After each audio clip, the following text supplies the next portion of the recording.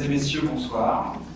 Merci beaucoup d'être venus aussi nombreux pour écouter Gilles Kepel ce soir.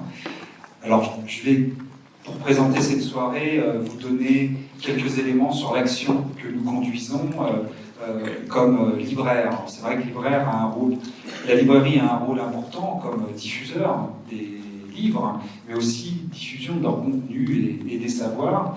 Et nous avons eu la chance à l'automne d'accueillir Gilles Kepel comme grand témoin d'une action collective que nous menons avec les libraires de l'Est parisien, Librest, cette librairie sur un périmètre assez restreint.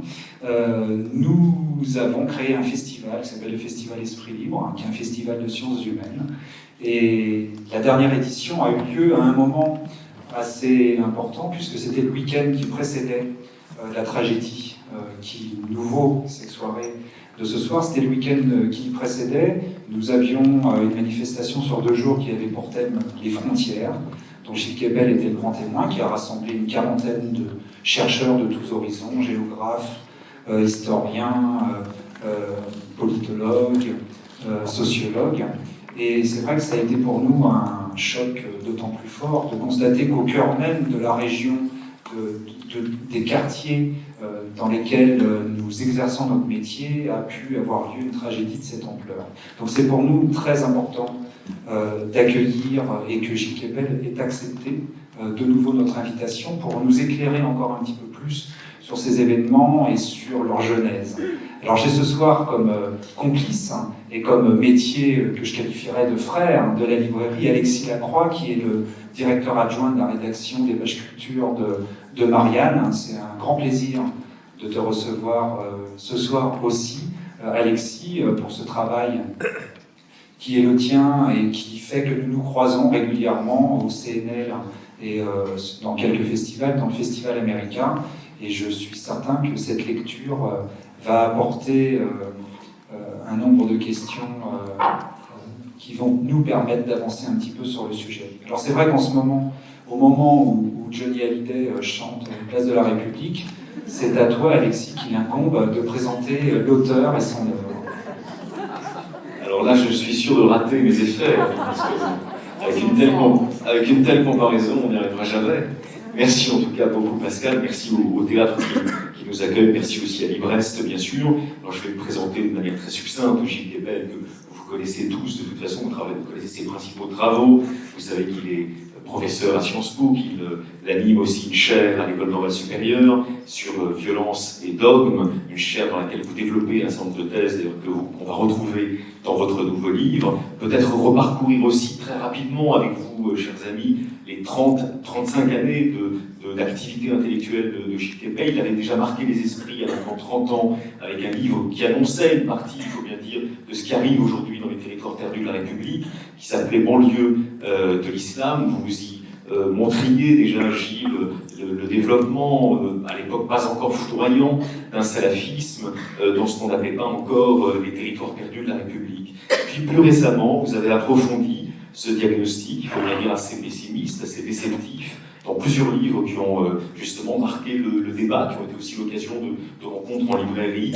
Passion française, bien sûr, un livre important sur ce sujet. 93 aussi, qui était consacré plus exclusivement à un territoire précis, un département précis de l'espace francilien. Et puis aussi un livre qui accompagnait ces deux démarches et qui essayait de resituer le salafisme dans la révolution arabe, dans ce qu'on a appelé plus largement la révolution arabe, un livre né d'entretien, d'ailleurs, que vous avez lu aux 4 coins du monde arabe et qui s'appelait Passion arabe, qui a recueilli aussi un grand écho. Alors au terme d'une année, l'année 2015, dont nous sommes sortis avec beaucoup de soulagement et qui a été marquée par un crescendo de violence djihadiste, vous avez décidé de publier un livre qui, je l'espère, tiendra mieux que Passion arabe sur notre table quand nous allons le montrer. Ce livre, vous l'avez compris, bien sûr, il s'appelle Terreur dans l'Hexagone, et vous essayez d'y analyser les ressorts de ce que vous appelez le terrorisme ou le djihadisme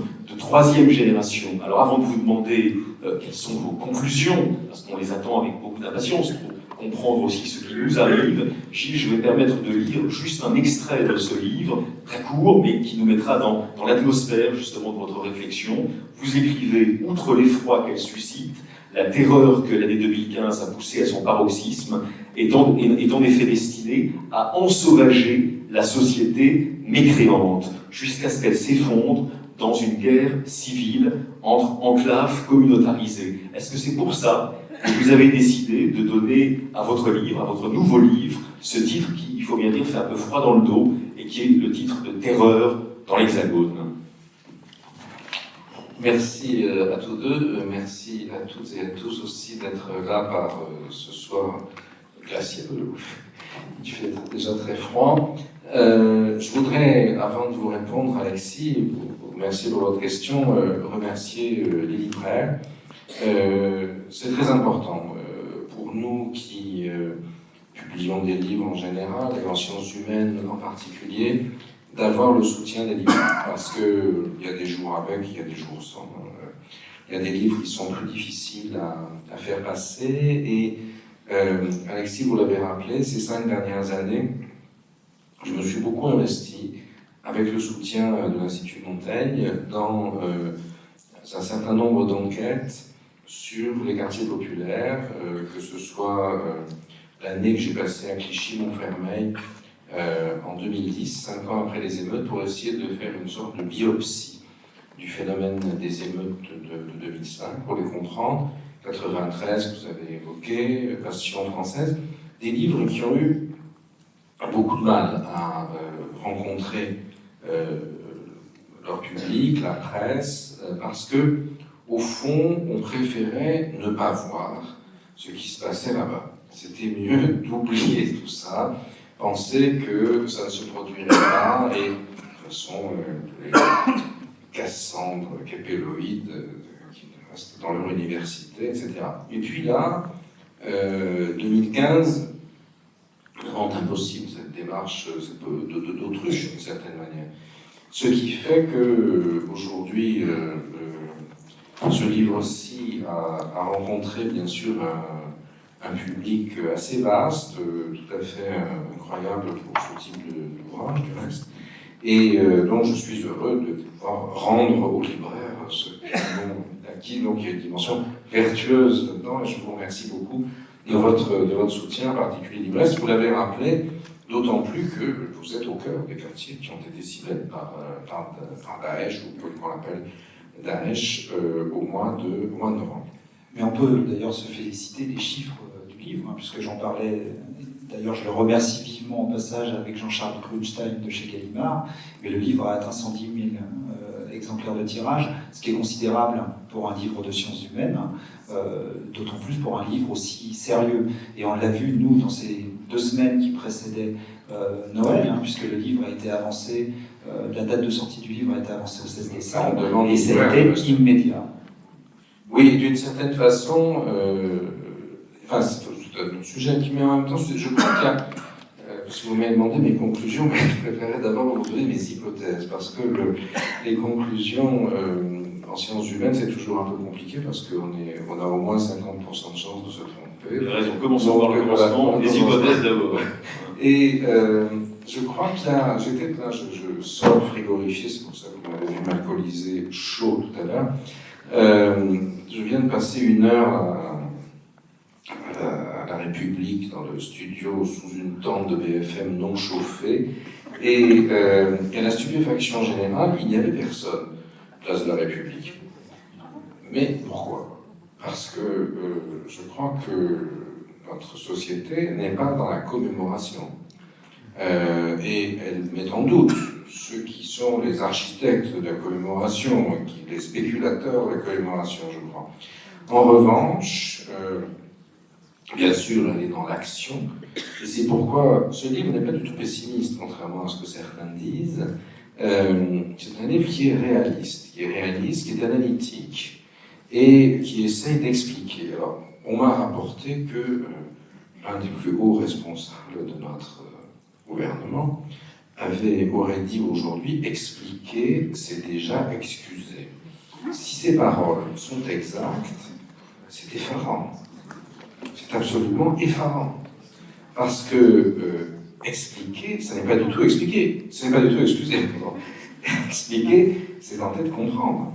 Et comprendre, c'est ce qui est nécessaire pour l'action. Alors justement, on ne va pas polémiquer forcément avec ce haut membre du gouvernement hein, qui est peut-être reconnu par nos auditeurs. Un mot peut-être de la démarche analytique justement, de vos hypothèses. Une de vos hypothèses centrales dans le livre, je la résume et vous allez ensuite bien sûr nous la développer à Pascal et moi et à nos auditeurs, c'est qu'il y a eu en 2005 un tournant dans l'infiltration de la société française par le djihadisme, un tournant que vous référez à l'émergence d'une troisième génération de djihadistes, en l'occurrence pas liés à Al-Qaïda, mais en revanche ils ont eu un théoricien qui est extérieur bien sûr au paysage français, mais qui a exercé sur les djihadistes français et les recrues potentielles une influence intellectuelle décisive. C'est un homme qui est un syro-espagnol du nom de Abou Moussab al-Souri. Vous référez notamment à son texte fondateur, ou pour aller très très vite, mais il développe l'idée que désormais, le djihadisme, pour être réellement efficace, doit fonctionner de manière non pyramidale, mais horizontale, c'est-à-dire d'une manière différente de celle d'Al-Qaïda, qui se rapproche en l'occurrence de ce qui deviendra Daesh. Est-ce que je vous résume correctement? Oui, c'est, si l'on peut dire, puisqu'il y a sans doute ici un certain nombre d'anciens gauchistes, c'est Gilles Deleuze contre Lénine, si vous voulez. Quand je dis ça, j'imagine que le malheureux Deleuze va se retourner dans sa tombe. Ouais, pour être plus exact encore, un mélange de trotskisme et de Deleuze. Hein. Ah, c'est pour ça que ce texte m'a intéressé, comme ancien trotskiste. Voilà. Mais voilà, ça va se prévoir, apostat. Et oui, alors il y a ça, bien sûr, qui joue un rôle important. C'est-à-dire que ce livre est bâti essentiellement sur l'analyse d'une décennie, 2005-2015. On avait pensé l'appeler au départ 10 ans qui ont bouleversé la France. C'était un décalque du 10 Days That Shook the World de... comment s'appelle-t-il d'ailleurs? John Reed. Voilà, John Reed. On voit que les libraires complètement des réflexes. De John Reed, donc vous avez bien sûr... sur la Révolution d'octobre. Mais Olivier Salvatore, mon lecteur chez Gallimard, que je tiens à rendre hommage ici, après avoir lu le livre, m'a dit qu'en fait, ce que faisait ce livre, c'était rendre compte de ce phénomène, fournir justement l'explication, terme apparemment haï désormais dans notre République, et fournir la genèse. Donc, non pas que je me prenne pour Dieu, vous avez bien compris, je suis athée, je le reste, et je le proclame, mais essayer de trouver l'enchaînement des causalités, la concaténation, l'isnad pour les arabisants de ce phénomène. Et ces 10 années, c'est ce que vous avez dit, Alexis, c'est-à-dire 2005, janvier 2005, c'est le moment où Abou Moussab al-Souri met en ligne 1600 pages d'un bouquin qui s'appelle Appel à la résistance islamique mondiale, en arabe, Da'wa al-Muqawama al-Islami al-Alamiyya, qui va créer cette espèce de djihadisme réticulaire, ce djihadisme en essaim, si vous voulez, qui sera, d'une certaine façon, la troisième phase, la phase de l'Aufhebung, du dépassement, de la contradiction, de la négation de la négation, d'une dialectique du djihadisme, qui naît à partir de 1979 avec l'invasion soviétique en Afghanistan, première phase, au moment de l'affirmation, avec comme théoricien palestinien, frère musulman, qui s'appelle Ardan Azzam, comme texte fondateur, un bouquin qui s'appelle en arabe, un petit bouquin que personne ne lit, mais que j'ai trouvé un jour à Kaboul, dans la bibliothèque de l'hôtel intercontinental ruiné, et qui s'appelait El Haq al-Qafila, c'est-à-dire accompagne, suit, rejoint la caravane du djihad, et comme mode principal de propagation, alors ça maintenant c'est au musée de paléontologie, quelque chose qui s'appelait autrefois le fax. Et oui, il y a eu un truc qui s'appelait le fax. Et donc là, l'objectif c'est un djihad qui est payé par les pétromonarchies, trained and equipped, équipé, armé par la CIA, et qui a pour but de faire tomber l'armée rouge qui a envahi l'Afghanistan, et aussi d'allumer un contre-feu sunnite au chiisme khomeiniste qui prétend à ce moment-là prendre, si vous voulez, l'ascendant sur le musulman du monde comme figure révolutionnaire. Ce djihadisme fonctionne assez bien puisque le 15 février 89, l'armée rouge quitte Kaboul, défaite. Si vous permettez une anecdote, dans les amphis de culture générale, qui sont la seule chose qu'on me laisse faire encore à Sciences Po aujourd'hui, parce que les études arabes ont été détruites dans cet établissement en décembre 2010 par feu Richard Descoings. C'est le mois où Mohamed Bouazizi s'immole par le feu, ce qui montre la vision de nos hauts fonctionnaires exceptionnels. Pour le reste, vous lirez le livre Ritchie, enfant de la librairie. Et donc, c'est important pour toi. Le grog a bien fonctionné. Il n'y a pas de raison. Je suis sur mon territoire de la République qui n'est pas perdu, contrairement à ce que disent certains. Et car ça, c'est une démarche pessimiste, la mienne, pas du tout pessimiste.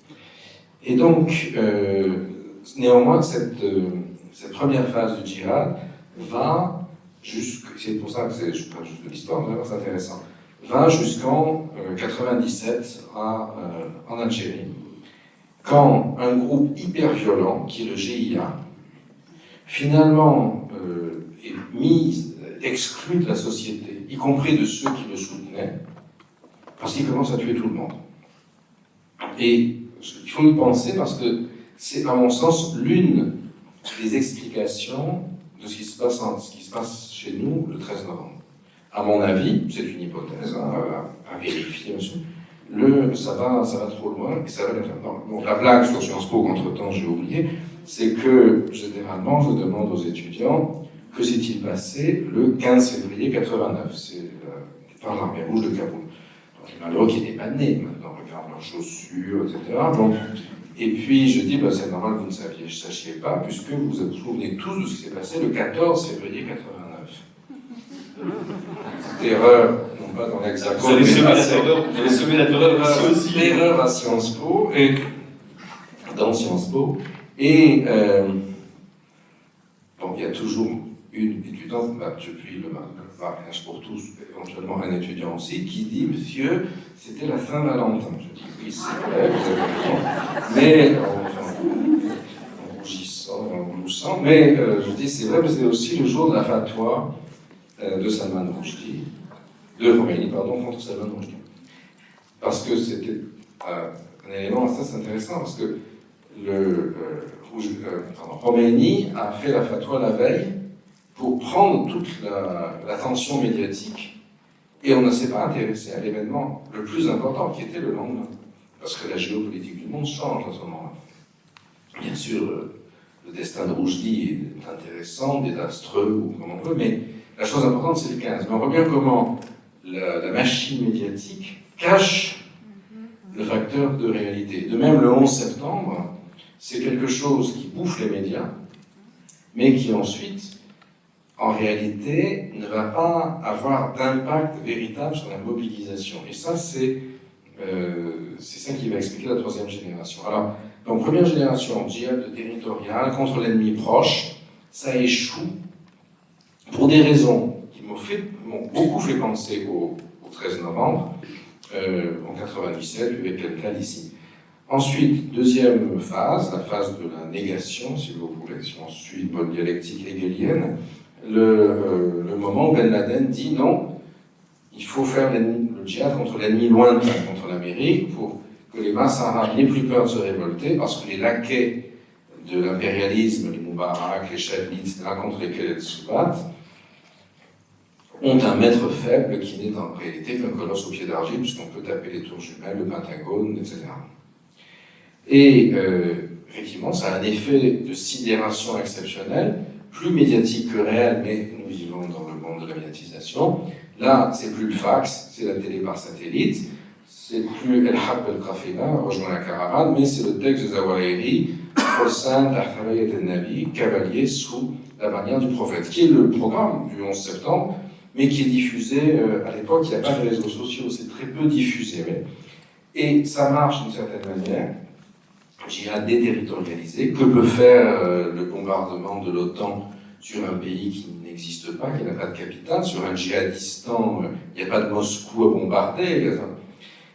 Mais néanmoins, du coup, ils n'arrivent pas à mobiliser. Ils essaient de mobiliser avec l'Irak, en réaction à l'invasion de l'Irak, mais ça ne se passe pas parce que, au fond, les sunnites irakiens vont offrir l'asile à Al-Qaïda à condition qu'on en fasse une guerre anti-chiite et non pas principalement une guerre anti-occidentale. Et donc, le système ne fonctionne pas. Et c'est là qu'en 2005, Souri, qui était le gars des relations publiques de Ben Laden, hein, vous avez des images, certains d'entre sont parues en illustration d'interviews que j'ai données, c'était un Rouquin d'Alep, issu d'une très bonne famille, frère musulman, qui a étudié en France, donc notre université dont on dit tant de mal, le premier produit encore des théoriciens du djihadisme. Oui, après, produit Pol Pot, etc., produit aussi Souri, donc on a quand même encore un rayonnement. Vous allez encore vous faire des amis.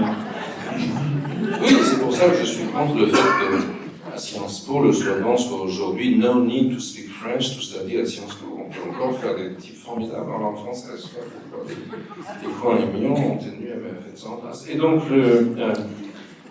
on a ce gars qui construit ça, cette troisième phase, ce dépassement, si vous voulez, à partir d'une mise en perspective des échecs de la phase 1 et de la phase 2.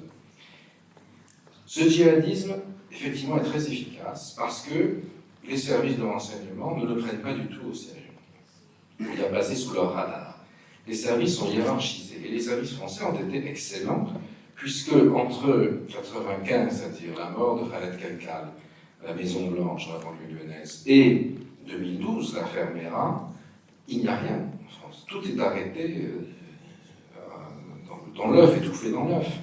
Et peut-être parce qu'ils sont endormis sur leur laurier, ils n'ont pas pris au sérieux cette histoire de djihad par le bas. J'ai même une anecdote étonnante.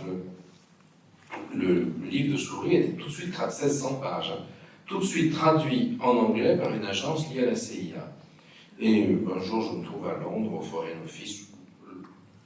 La diplomatie britannique a une dimension beaucoup plus extensive, la diplomatie française. Donc vous savez de tout, des universitaires, des espions, c'est plus intéressant d'ailleurs que notre pauvre diplomatie qui, comme vous savez, a bouffé son chapeau pour la Syrie. Et lamentable. Et donc, je parle d'un des gars qui est là, de Souri, je dis en français, et il me dit « It does not work ». Ça ne marche pas, c'est comme just like Blue Heat, c'est-à-dire comme la Blue Heat chez vous. Et vous savez, les gars du FLN qui étaient arrêtés par l'armée française, puis libérés très rapidement et renvoyés au maquis. Terreur au maquis cette fois-ci, et ils étaient tous exécutés.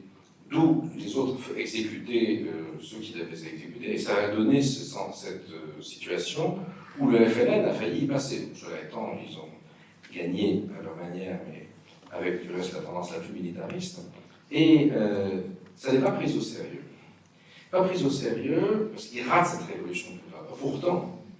Pourtant, il y a encore, vous allez voir, je suis obsédé par la Saint-Valentin, il y a encore une autre Saint-Valentin très importante dans cette histoire, qui est celle de 2005. 14 février 2005, que se passe-t-il? Bon, c'est utile de regarder vos chaussures. Il y a une chose importante pour notre sujet, mais ce n'est pas la question, qui est l'assassinat de Rafik Hariri. Et une autre beaucoup plus importante, c'est le jour où YouTube est enregistré au registre du commerce de Californie. Et donc, janvier, Souri, 15 jours plus tard, ou je ne sais pas exactement quel jour c'était mis en ligne, YouTube, ce qui veut dire que là, vous allez avoir les moyens concrets que le système réticulaire par le bas fonctionne, sinon ça ne marchait pas. Et les services ne l'anticipent pas, ne comprennent pas. C'est-à-dire vous avez le voleur qui est bien avant le gendarme. Et le fonctionnement en essaim, c'est quelque chose qui est aujourd'hui la base de l'entreprise 3G, justement, de la Silicon Valley. C'est pas comme ça qu'on ne fonctionne pas dans la Silicon Valley avec une hiérarchie qui mange des initiatives, qui oblige à reporter, qui est toujours ordre et contre-ordre. Et ça, c'est tout à fait fascinant, c'est-à-dire la manière dont ce type de mouvement a réussi à s'inscrire dans une sorte d'hyper-modernité, d'où son accès aux jeunes, etc. D'où, après, ensuite, quand vous avez YouTube et Twitter, n'en parlons pas. Donc ça, c'est le premier élément. C'est très important de le comprendre.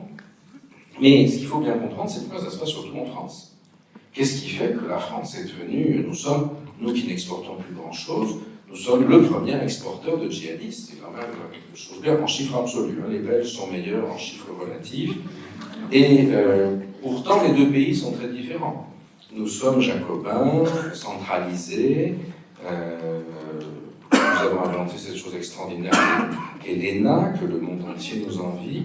Alors que les Belges, eux, c'est un millefeuille, il y a 15 niveaux de responsabilité, les Flamands ne parlent plus aux Wallons qui ne parlent plus aux Flamands, et j'étais à Molenbeek l'autre jour, capitale du djihad mondial, donc désormais, et avant à Schaerbeek, alors Schaerbeek, tout est en turc, tous les noms des rues qui sont en néerlandais et en français, et à Molenbeek aussi, on est dans un autre univers. Vous avez une juxtaposition communautaire qui est justifiée par les juxtapositions communautaires de la société. Il n'y a plus de modèle belge.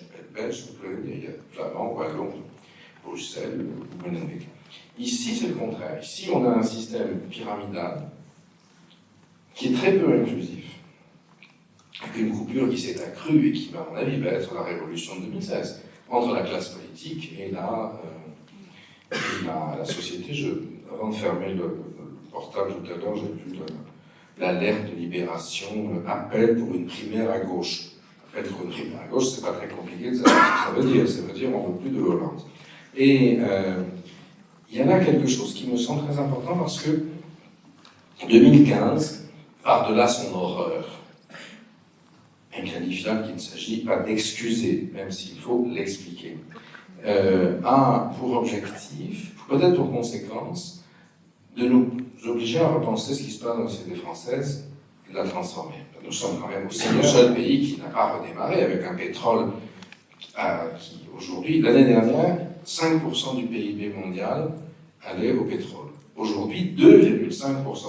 Taux d'intérêt à zéro, ce qui prouve d'ailleurs qu'il n'y a aucune confiance dans l'avenir. Tous les pays européens ont redémarré, pas nous.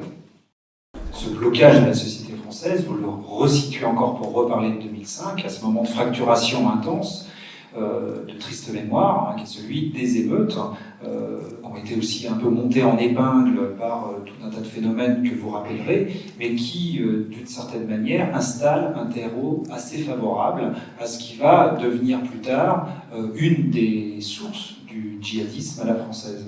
Exactement. Alors, parce que, donc, vous répartis les rôles de manière merveilleuse. Donc, Alexis à l'appareil de l'international et l'homme de terrain de l'Est parisien, lui, nous ramène. Bravo.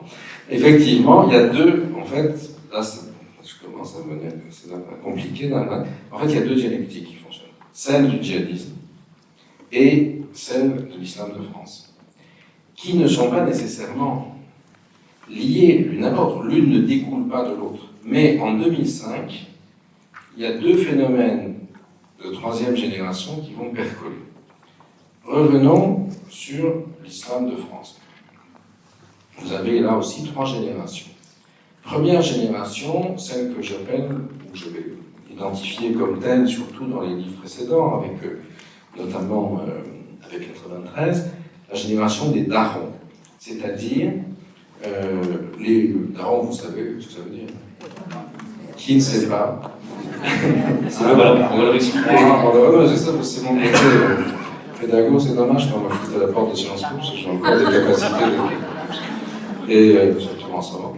Donc, daron, c'est un terme, en fait, c'est pas comme toubib ou klebs, hein, c'est pas un mot qui vient du dialecte nord-africain, c'est un vieux mot français, et du reste, le terme est utilisé par Victor Hugo dans Les Misérables.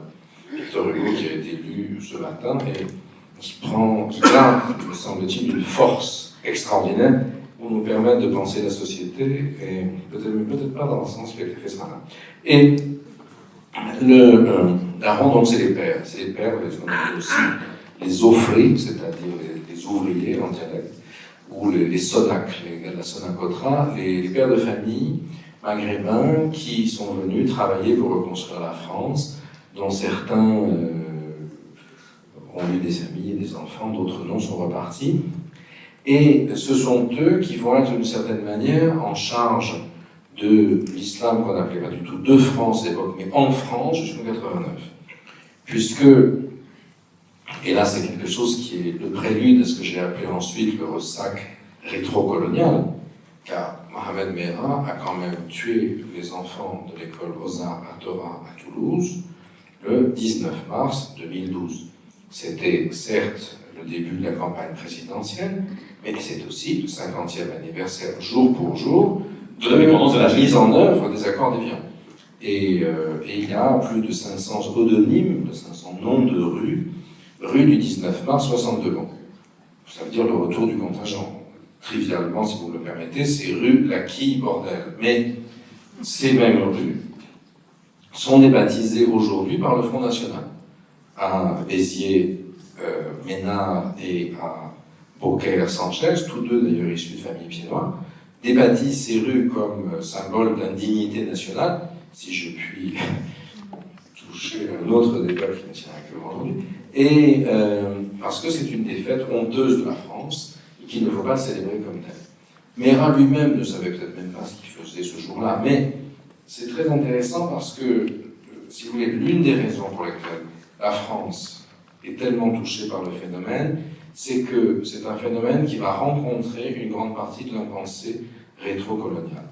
Le frère Merah Abdelrahmi, celui qui n'était pas d'accord avec le reste de sa famille et qui a écrit, raconte la haine viscérale de la France dans laquelle cette famille a grandi, du père dealer jusqu'à la mère et la sœur fière. Sohad Merah, qui, comme vous le savez, touche 2500 € de l'allocation familiale, comme mère isolée de 4 enfants, 2 d'un dealer et 2 d'un djihadiste, c'est-à-dire le salaire de l'un de mes collègues professeurs d'université à Paris 3 aujourd'hui à quelques dizaines d'euros près. Ça aussi, c'est une France qui me semble ne pas aller bien. Et je ne fais pas du Laurent Wauquiez disant ceci, je constate la réalité. Et, on avait bien compris. Non, je n'ai rien contre. Et donc ce phénomène, jusqu'en 89, c'est les darons. Un islam qui ne veut pas être de France, pour cette raison que vous écrit, parce que la France, c'est l'apostasie. C'est le drapeau tricolore de l'oppression coloniale, entre guillemets, et à l'époque, c'est l'association des musulmans de la Bastille, de ce que vous voulez, de Lyon. Ça n'est pas de France, parce que France est symbole de coffre, d'impiété.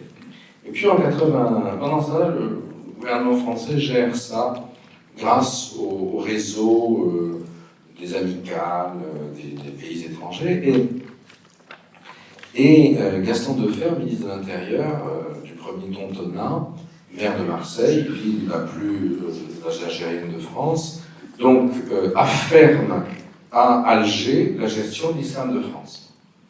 Bon, il y avait un centre de porteurs de valises FLN, pas Mitterrand lui-même, comme vous le savez, mais dans l'entourage du système grenouilloïde du Parti Socialiste. Au Defferre, je ne suis pas sûr que lui-même.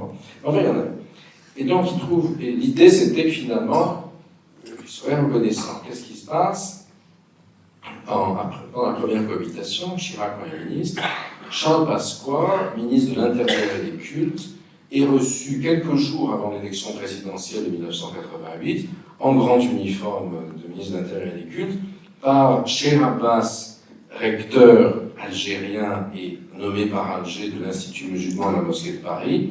Et ce geste est très clair. Alger indique le bon choix de Giscard pour les Algériens de France, c'est-à-dire voter Chirac. Ce qui, évidemment, ne fait pas plaisir à celui qui est réélu en 88 et qui aura été réélu notamment à travers la manipulation de la marge des beurres. Et ça, je crois que c'est on peut considérer que c'est formidable, ou que c'est l'un des péchés fondateurs originels du mitterrandisme et qui suit aujourd'hui les gens qui s'en réclament, à savoir que quand les beurs, alors il est interdit de parler de marche des beurs dans la expression politiquement correcte, c'est marche pour l'égalité et contre le racisme. Ça, il y en a eu des millions. C'est peut-être ça, mais de marche de beurs, il n'y en a eu qu'une. Et elle exprime. Et puis c'est surtout comme ça qu'elle s'est appelée à l'époque. Bien sûr, oui. Enfin, que les journalistes l'ont appelé parce que le terme beurre ensuite est galvaudé et est devenu un gadget. Donc ceux qui ont eu le sentiment d'être désignés comme des bêtes de foire en tant que tels ont refusé ce terme qui pourtant est celui qui avait été produit lui-même par un processus langagier très intéressant qui est ce double verlan, c'est-à-dire arabe se dit rebeu, parce que comme vous le savez, l'arabe de France, les dialectes nord-africains est très marqué par le berbère, qui a tendance à raser les voyelles sur le E, comme ça. Donc c'est arabo-rebeu, et rebeu est retourné en beurre. Beurre aujourd'hui est interdit, personne n'ose le dire, alors que rebeu, au contraire, on peut se dire rebeu. Et ça n'est pas haram, ce chose. Ou not kosher. Et donc le Mitterrand les accueille. Ils sont partis de la Busserine à Marseille, montés jusqu'à Roubaix. C'est une sorte de procession.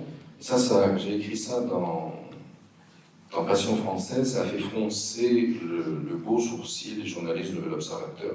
Comment pouvez-vous dire que c'est la procession de la France algérienne? Vous êtes un raciste et un colonialiste. Non, pas du tout. Il n'y a plus d'Algérie française. Et il y a une procession qui marque le territoire de la France, dans laquelle une colonie algérienne, c'est pas moi, hein, c'est Abdelmalek Sayad, qui ne peut pas être soupçonné, je sais pas, qui trouve ce terme, qui monte, qui suit exactement ces territoires, de Marseille au Roubaix en passant par la vallée du Rhône, et qui arrive pour présenter ses doléances chez qui François Mitterrand, ci-devant ministre de l'Intérieur durant la guerre d'Algérie, qui, après la Toussaint Rouge, a dit avec le FLN, la seule négociation, c'est la guerre. Et avec les enfants du FLN, la seule négociation, c'est la ruse. C'est SOS, c'est les concerts, et c'est surtout, en 86, la proportionnelle, qui sauve la mise au PS, mais qui, du coup, fait monter le Front National à l'Assemblée. Cristallisation sur ces jeunes gens qui demandaient à entrer en politique. Et qu'on dit, vous ne représentez pas grand-chose, amusez-vous au concert. Et en fait, ce qui va servir à cristalliser l'obsession nationale sur ce phénomène, faire monter le Front National. Faire national, ça casse à droite, et Mitterrand est... Alors justement, Gilles, avant qu'on continue à vous interroger sur le moment présent, puisqu'on récapitule 30 années d'aveuglement, au fond, de démission du pouvoir. Non, c'est pas du tout de l'aveuglement.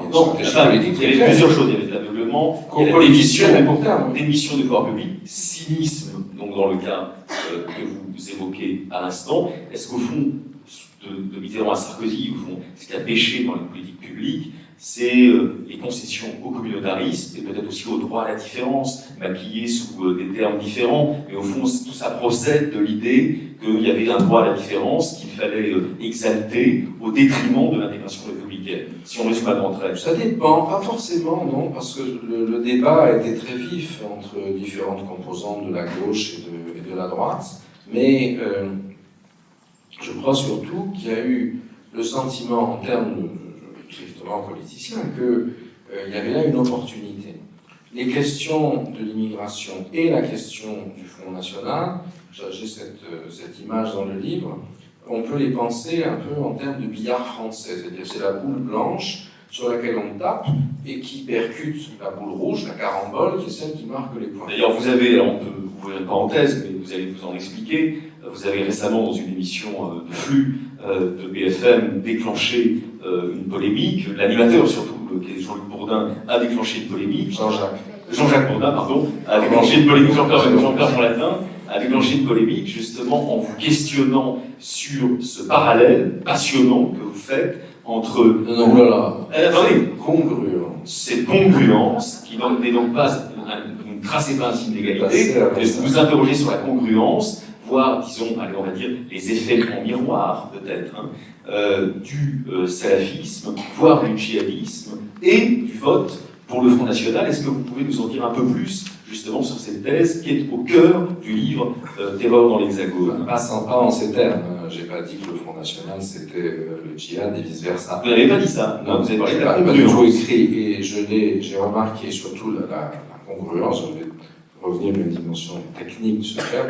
Je suis très fier d'avoir mis un mot que personne ne connaît, quasiment. Enfin, dans le débat politique. On a tous du mal à définir. Voilà, et dès que je vais vous l'expliquer, ça va très rapide, rassurez. Et donc, à tel point qu'un journaliste, dont vous dévorez le nom, me dit, alors qu'est-ce que c'est que ce mot que vous avez mis, congruité? Non, c'est incongruité. Donc, parce que vous dire que j'étais incongru. Donc, j'ai essayé, en particulier, ce qui m'a beaucoup frappé, moi, si vous voulez, j'essaye de faire plusieurs choses à la fois.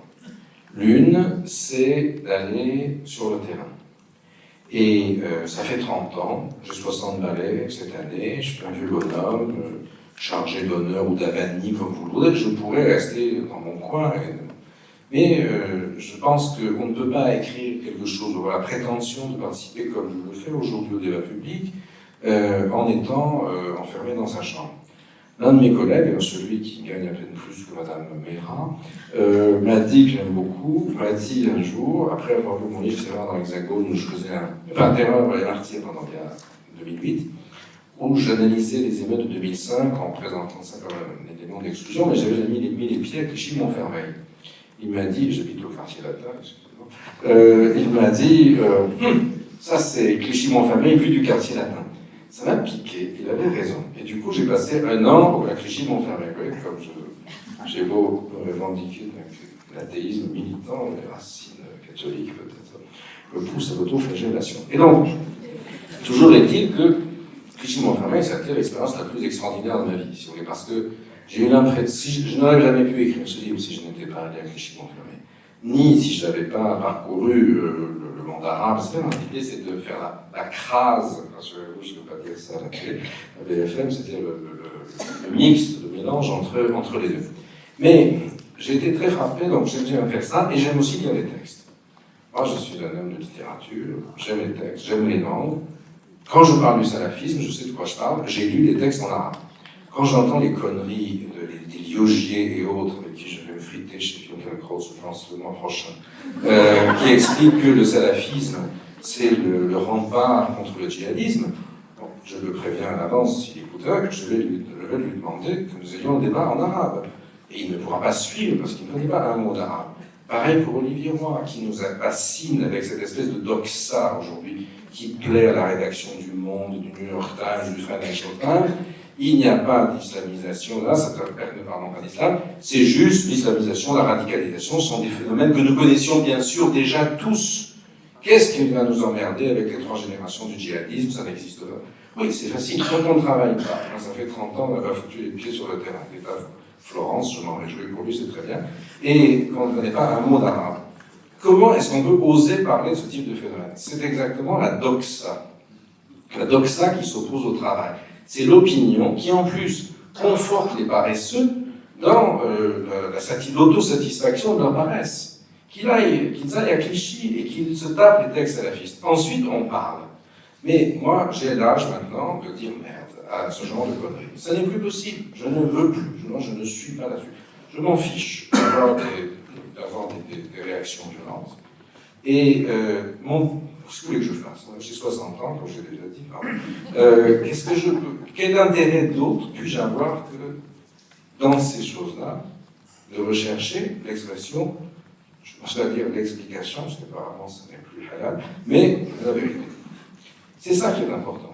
Et qu'est-ce que je fais dans cette vidéo? Je vais regarder en détail une vidéo qui est présente dans quasiment toutes les procédures de gars qui parlent de filles aussi qui parlent de djihad, qui s'appelle 19HH, Histoire d'humanité, produite par un Sénégalais de Nice, Omar Hansen, mort au djihad cet été, et qui explique, qui reconstruit une sorte une genèse, justement, une création du monde, alors bien sûr créationniste, surtout pas évolutionniste, Darwin dans une bête noire, et qui aboutit, donc on est dans l'obscurité, jusqu'à l'éveil, terme soralien, l'éveil des éveillés, théâtre de la main d'or, des éveillés, et l'éveil c'est le 11 septembre.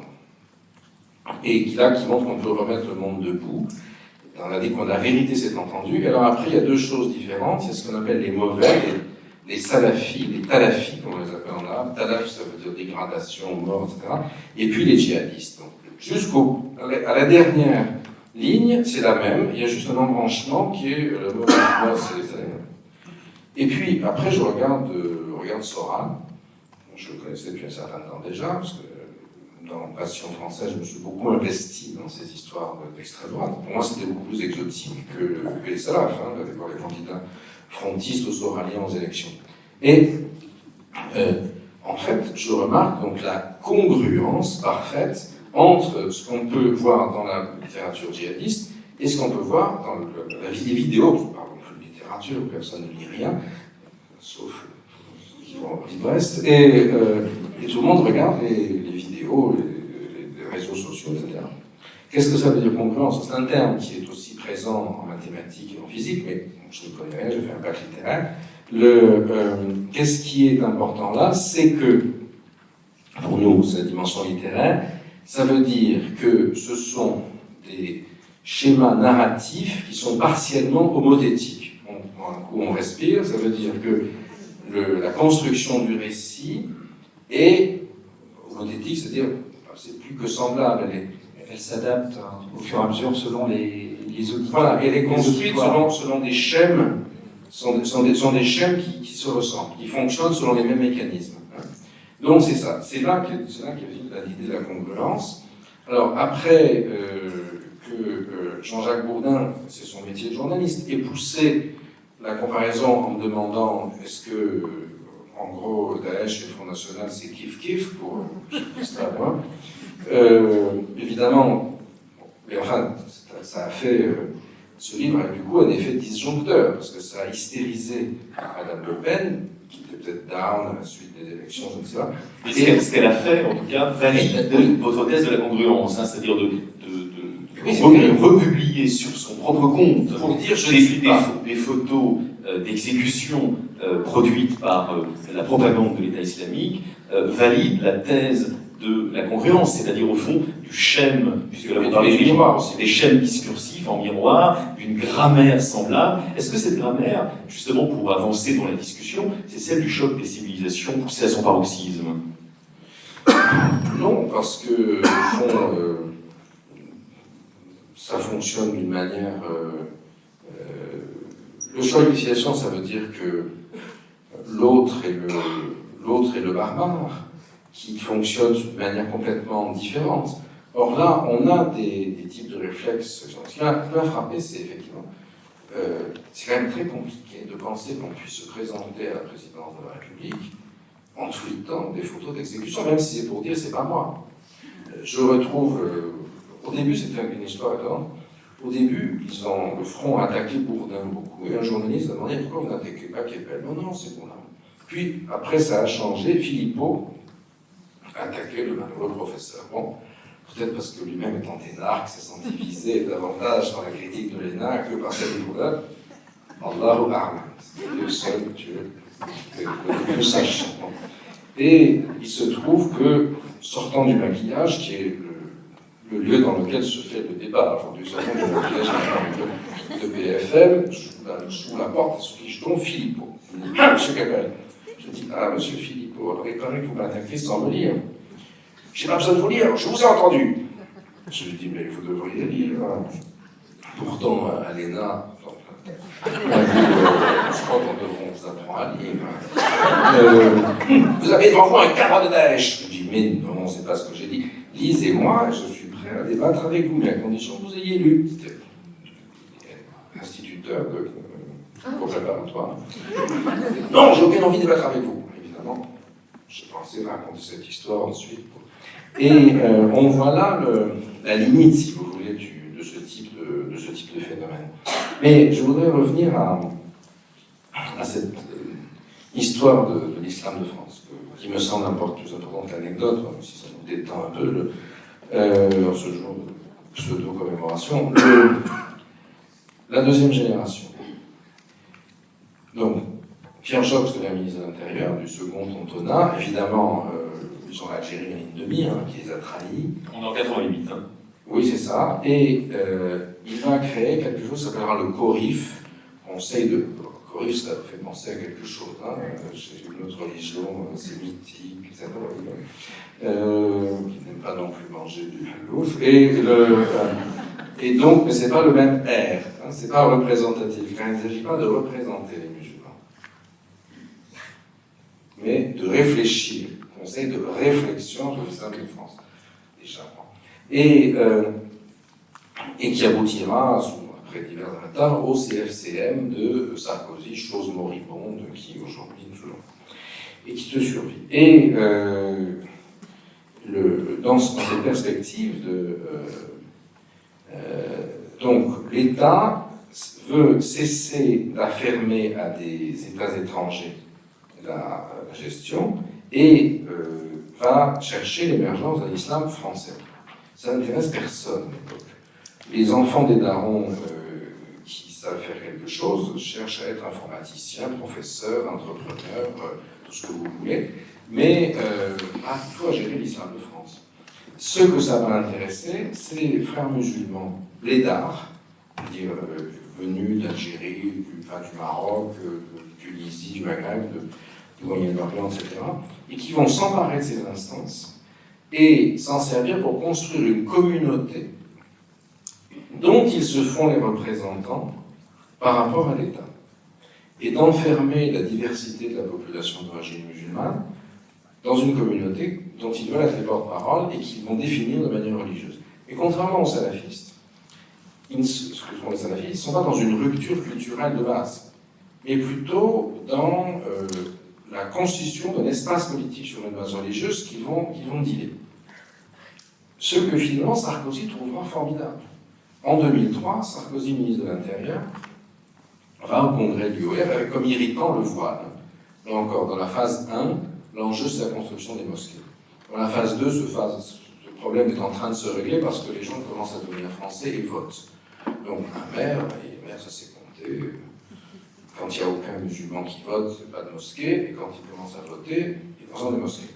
D'ailleurs, la première ville où il y a eu vraiment une mosquée qui était un enjeu municipal, c'est Roubaix, parce qu'une très grande quantité des musulmans de Roubaix sont harkis. Et André Diligent a raflé la mairie aux socialistes en promettant la mosquée que les socialistes ne voulaient pas leur donner parce que pour eux, harki égale fasciste. Et aujourd'hui, les enfants de harki sont les patrons des mosquées salafistes les plus hard de Roubaix, puisqu'ils se sont fait traiter de tout toute leur vie pour des enfants du FLN qui, bière à la main, binch en main, comme on dit dans le Nord, leur ont dit salaud, traître. Les gars maintenant débarquent jusqu'ici et la djellaba court, ils leur disent salaud, apostat. Donc, ça, c'est une histoire intéressante aussi parce qu'on voit même la construction sociale de ces choses-là qui correspond aussi à d'autres aspects. Et Sarko, en 2003, va au congrès du OIF, comme ministre de l'Intérieur, leur dit « Je viens d'ici en ami, sous-entendu, votez pour moi, car entre conservateurs, nous pouvons nous entendre, entre buissonniers. » Et bon, ça, à l'époque, il n'était pas encore. Il n'est pas encore très équitable à ce Non, débat. entre buissonniens, Entre futurs buissonniers. Voilà, buissonniens, on est buissonniens avant même d'être buissonniens. Et simplement, il se fait siffler. C'est plus compliqué de manipuler le religieux que ce qu'il croyait. Il se fait siffler quand il dit que la carte d'identité, les photos doivent être nues. Cette affaire dure à peu près avec le voile comme irritant majeur. Ça finit avec la commission Stasi, dont votre serviteur était membre, et avec les émeutes de 2005, où l'UOIF fait une fatwa, probablement sur ma demande, disant que c'était haram de brûler les voitures, etc. Le jour où cette fatwa apparaît, c'est le pic du nombre de voitures brûlées dans l'Hexagone, ou vies blessées, ce qui indique qu'ils ont perdu le contact. Et la troisième génération, justement là, c'est 2005. C'est la même année. Donc, je ne dis pas du tout que les émeutes sont la conséquence d'instructions données par Al-Qaïda. Ça, c'est expliqué le Likoud et les néoconservateurs américains à l'époque. Pas du tout. Mais vous avez les deux phénomènes percolent au même moment, voyez. Et les émeutes vont faire émerger une nouvelle génération qui va prendre le lead sur l'islam de France, qui est la génération des enfants des darons, les jeunes. Car les blédards n'étaient pas les enfants des darons, c'était les frères musulmans âgés. Et le conflit entre blédards et rebeux, justement, dans l'islam de France, est structurant. Aujourd'hui, à mon avis, les rebeux ont gagné, ou sont en train de gagner contre les blédards. Vous avez du reste c'est assez intéressant, c'est un peu comme les des sortes d'Annie Kriegel, si j'ose dire, islamistes qui commencent à émerger aujourd'hui. Il y a eu Farid Abdelkrim, donc lui est chanteur, donc c'est un niveau de Johnny Hallyday peut-être de l'islamisme, mais il y en a un plus intéressant, Mohamed Bouazi, qui est ingénieur, qui était le patron des étudiants musulmans de France, qui vient publier un livre chez Michalon, je ne sais pas si vous l'avez reçu, très intéressant parce que lui c'était un cadre intellectuel des islamistes en France, et qui déconstruit tout le système, la langue de bois, etc. Et c'est un côté, si vous voulez, enfin, toutes choses égales par ailleurs, Annie Kriegel, ancienne membre du Parti communiste, expliquant comment ça fonctionnait. Ce qui est un signe que le mouvement aujourd'hui va mal, si vous voulez, parce que quand on a les anciens cadres qui sortent et qui dénoncent là, et le salafisme, c'est autre chose. C'est un système donc, qui est basé sur l'obédience absolue à l'Arabie Saoudite, qui est en fait le blanchiment intellectuel de la vente du pétrole aux Occidentaux, hein, si vous voulez, et qui justifie le fait qu'on garde l'argent de la rente pour soi, rente d'ailleurs qui est en mauvais état, puisque aujourd'hui, il n'y a plus que 2,5% du PIB mondial qui va dans le pétrole, contre 5% l'année dernière. Donc, je pense qu'on est en vue de turbulence grave. Je termine, je vous vois inquiet. Vous savez, je suis professeur, c'est difficile. Je suis habitué à avoir des Vous voyez sans la mauvaise note. Et donc, le salafisme apparaît en 2005 à un moment, justement, où après les émeutes, enfin déjà présent, mais il pense à force, vous avez d'un côté inscription massive sur les listes électorales, participation aux élections, c'est 2012 que j'ai analysé en Passion française, 400 candidats issus de l'immigration, en grande partie algérienne, ce qui pose toutes sortes de problèmes, c'est-à-dire comment est-ce que les enfants de gens qui sont battus, qui ont été tués pour ne plus être français, désormais se présentent pour incarner la souveraineté du peuple français. Et si vous regardez Passion française, il y a toutes sortes de discours de légitimation de cette action qui sont tout à fait intéressants, qui montrent, à mon avis, la faille et la catastrophe qu'est l'incapacité que nous avons eue de mettre à plat l'histoire coloniale. Et ce retour du refoulé, c'est Merat, si vous voulez, à mon sens, c'est ainsi que je l'interprète. Quoique Merat lui-même ait eu dans la tête, c'est probablement pas grand-chose, mais suffisamment malin, qui a suffisamment de vice, comme on dit à Alger, le vice et le tournevis, pour pouvoir blouser j'essaie de parler le langage de mes interlocuteurs, pour pouvoir blouser les flics, qui ont quand même essayé jusqu'à la dernière minute, je voulais le recruter comme informateur. Donc je me tape ce qu'ils font de ma